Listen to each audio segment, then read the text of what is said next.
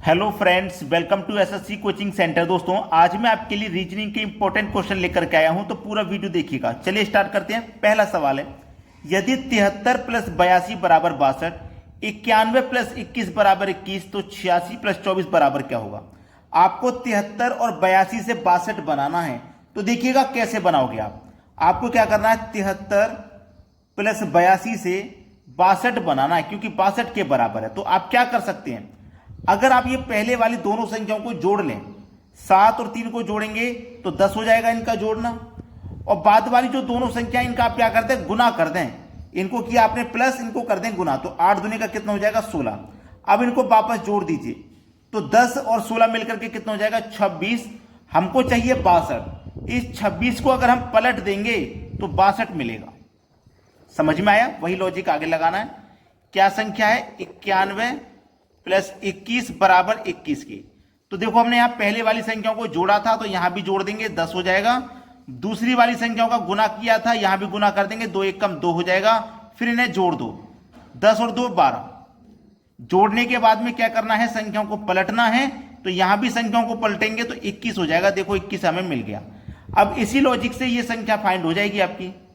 86 plus 24 बराबर क्या होगा, देखिएगा।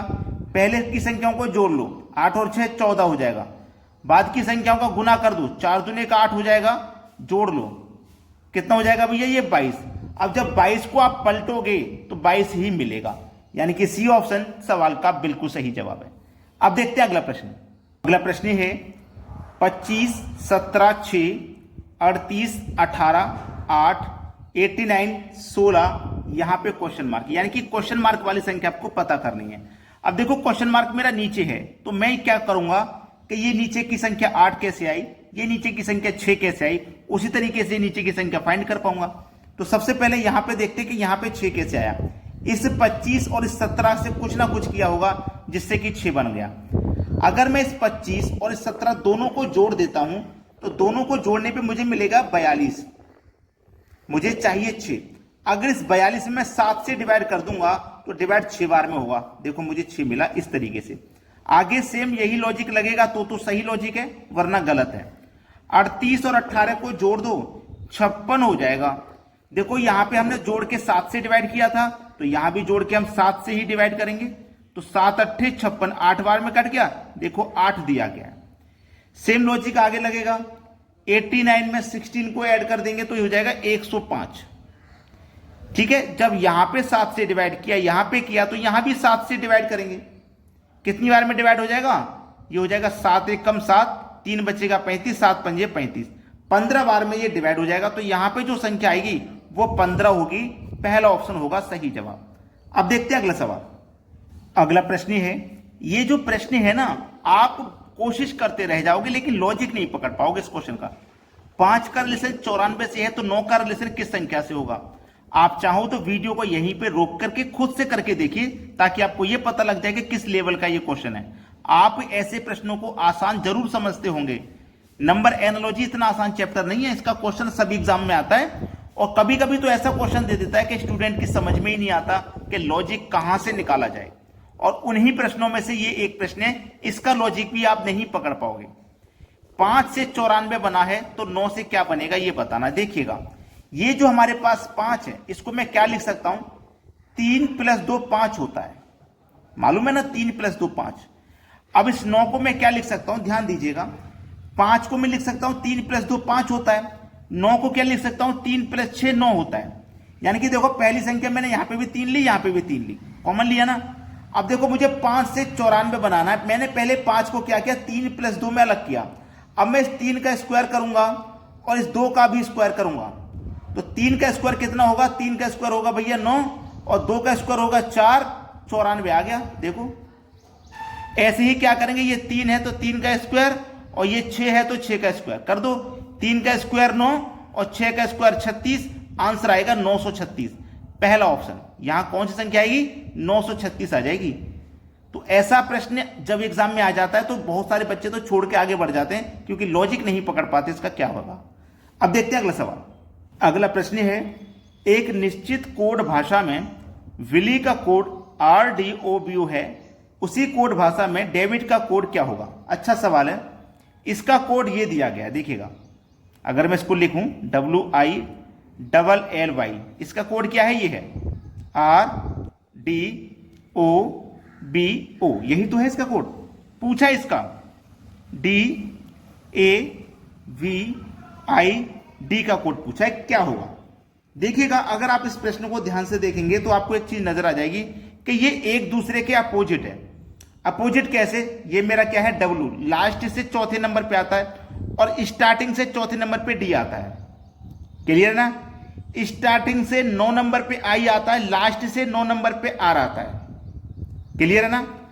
अब मैं स्टार्टिंग से चलूंगा तो 12 नंबर पे L और लास्ट से चलूंगा तो 12 नंबर पे O, तो ये एज इट इज है 12 का। अब ये एक दूसरे के अपोजिट है। यहां पे देखो 12 नंबर पे L आता है, लास्ट से 12 नंबर पे O आता है। जैसे यहां पे 12 नंबर पे O आता है, ऐसे यहां पे भी O आएगा। ये 22 दूसरे नंबर पे आता है लास्ट से, और स्टार्टिंग से दूसरे नंबर पे B आता है। इस तरीके से लॉजिक है। अपोजिट बनाया, यानी कि ABCD इस तरीके से हम चलते हैं। तो फर्स्ट से चलेंगे और लास्ट से। अगर मैं स्टार्टिंग से चलूंगा तो दूसरे नंबर पे B आएगा, और लास्ट से चलूंगा Z के बाद 22 दूसरे नंबर पे आएगा। तो इस तरीके से बिल्कुल ऐसे ही स्टार्टिंग से देखो D चौथे नंबर पे आता है, तो लास्ट से चौथे नंबर पे क्या आएगा? W। A पहले नंबर पे है तो लास्ट से पहले नंबर पे क्या आएगा? Z। तो ZW देखो किस ऑप्शन में है? ZW 3 ऑप्शन में। ये नहीं होगा, ठीक है, ये नहीं होगा। लास्ट में देख लो, ये चौथे नंबर पे है तो इससे लास्ट चौथे नंबर पे W आएगा। ये 9 नंबर पे है तो लास्ट 9 नंबर पे क्या आएगा? R आ जाएगा। तो WR किस में है? देख लो लास्ट में WR 2 ही ऑप्शन में, लेकिन इसमें हमारा ZW नहीं है, तो हमारा D ऑप्शन बिल्कुल सही जवाब है। बना लोगे ना इस सवाल को? अब चलिए अब देखते हैं अगला प्रश्न। अगला प्रश्न है, दी गई आकृति में कितने त्रिभुज हैं? ये आकृति आपको दी गई है, इसमें पूछा जा रहा है कितने त्रिभुज हैं। कभी भी ऐसी आकृति आ जाए, करने का सबसे सरल तरीका ये है कि पहले आप इसको गिनो, 1 2 3 4। तो ये 4 हमने छोटे छोटे त्रिभुज गिने हैं, जैसे कि ये वाला छोटा त्रिभुज 1, ये वाला 2, ठीक है, और ये वाला 3 और ये वाला 4। हमने 4 छोटे छोटे गिने हैं ना। तो ऐसी आकृति कभी भी हो, सबको गिन लेना है। 4 आया है ना, तो 4 आया है तो 4 का कर दो 2 गुना, मतलब इसमें 8 त्रिभुज हैं। ऐसे ही इसमें गिनोगे 1 2 3 4, तो 4 का यहां पे भी 2 गुना कर दोगे, मतलब इसमें भी 8 है। तो 8 इस वाले में है, 8 इस वाले में है, तो टोटल कितने हो गए? 8 और 8 16 ट्राइंगल हो गए। अब 16 ट्राइंगल तो हो गए, लेकिन ये बीच में ये जो 2 पॉइंट है, ये दोनों आकृतियों को जोड़ रहे हैं। देखो ये वाली आकृति अलग है और ये वाली अलग है, तो ये जो लाइन है बीच वाली, ये दो पॉइंट है, ये इसको और इसको जोड़ रहे हैं।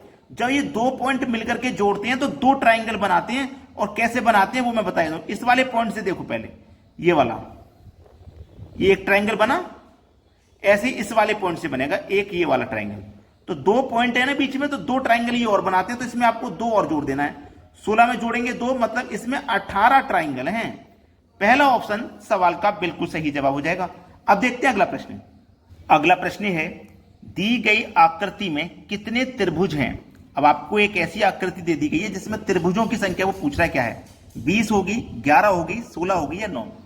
अब आपको इसमें त्रिभुज कम चतुर्भुज ज्यादा दिखाई देंगे, लेकिन हमसे तो त्रिभुज पूछा है उसने, तो त्रिभुज हम कैसे बता पाएंगे? देखिएगा, यहां पे सबसे पहले छोटे छोटे काउंट करेंगे। जैसे एक त्रिभुज तो ये हो गया है ना, एक ही हो गया, 2 हो गए एक इधर साइड का, और एक इन दोनों को मिला के बनेगा। तो ऐसी आकृति कभी भी हो, एक त्रिभुज हो गया ये, एक त्रिभुज हो गया ये, एक दोनों को मिला के हो गया, तो इस आकृति में हमेशा 3 बनते हैं। तो यहां पे 3 बनेंगे, तो ये वाली में भी 3 बनेंगे, और ये वाली आकृति में भी 3, और ये वाली में भी 3। समझ में आ गया ना? तो 3 और 3 6, 3 9 और 3 12।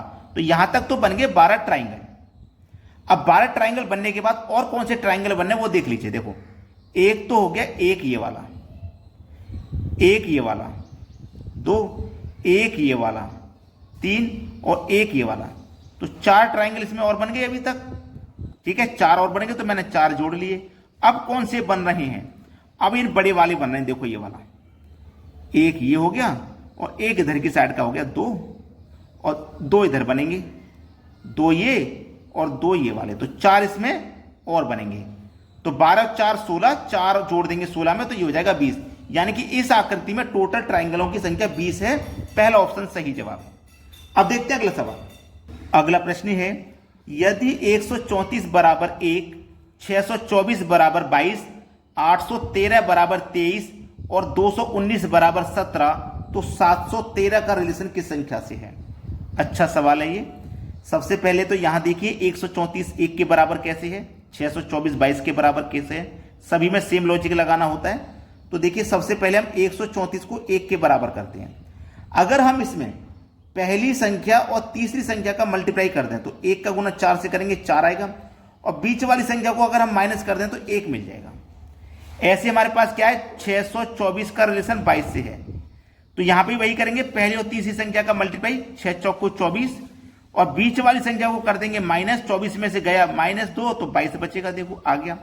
फिर क्या है, 813 का रिलेशन 23 से है, वही करना है, पहली और तीसरी संख्या का गुना, 8 3 का 24, बीच वाली संख्या को माइनस कर देंगे तो बचेगा कितना, 23, देखो 23 आ गया।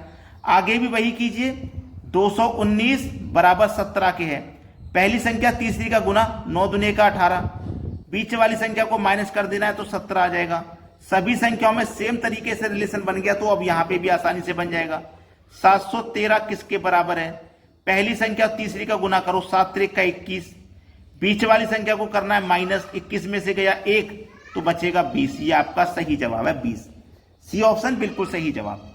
अब देखते हैं अगला प्रश्न। अगला प्रश्न है 5 7 74, यानी कि अगर आप ऐसे चलते हो तो बड़ी संख्या आपको इधर मिलेगी, ठीक है। तो प्रश्न को हम इसी तरफ सॉल्व करेंगे और एक्स का मान पता लगा लेंगे।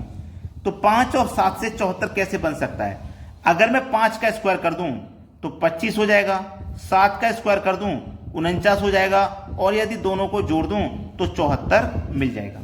ऐसे ही 3 का स्क्वायर कर दूं तो 9, 8 का स्क्वायर कर दूं 64, और यदि दोनों को जोड़ दूं तो 73 मिल जाएगा। ऐसे ही 2 का स्क्वायर कर दूं 4, और 15 का स्क्वायर कर दूं 225, और दोनों को अगर मैं जोड़ दूं तो 229 मिल जाएगा। बी ऑप्शन सवाल का बिल्कुल सही जवाब हो जाएगा। अब देखते हैं अगला सवाल। अगला सवाल है 11 23 15 231 713 x 21 31 17। यहां पे x का मान आप मुझे फाइंड करके बताओगे, क्योंकि यह सवाल मैं आपको देता हूं होमवर्क के लिए। अच्छा सवाल है, बीच वाली संख्या की तरफ आपको सोचना है कि 11 से और 21 से मेरा 231 कैसे बनेगा, 23 और 31 से 713 कैसे बनेगा, उसी तरीके से 15 और 17 से आप ये संख्या बना सकते हो। क्लियर हो गया ना सभी को प्रश्न। एक रिक्वेस्ट आपसे हमेशा करता हूं कि अगर आपने वीडियो को लाइक नहीं किया है तो लाइक कर दो, और जो बच्चे घर पे रह के तैयारी करते हैं उनके पास तक वीडियो को जरूर शेयर कर दिया करें। ठीक है दोस्तों, धन्यवाद।